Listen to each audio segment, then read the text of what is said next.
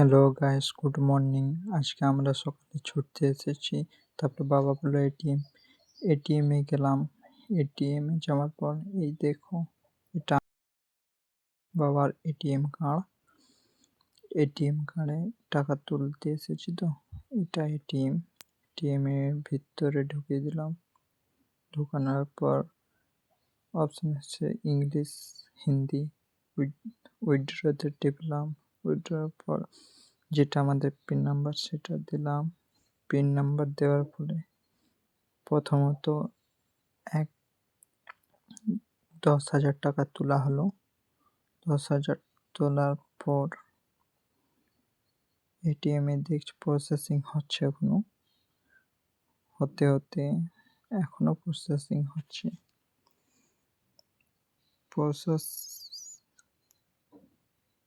আজ এপ্রিলের প্রথম দিন তো, তার জন্য হয়তো নেটওয়ার্ক একটু স্লো আছে। এই যে টাকা তোলা হয়েছে 10,000 টাকা।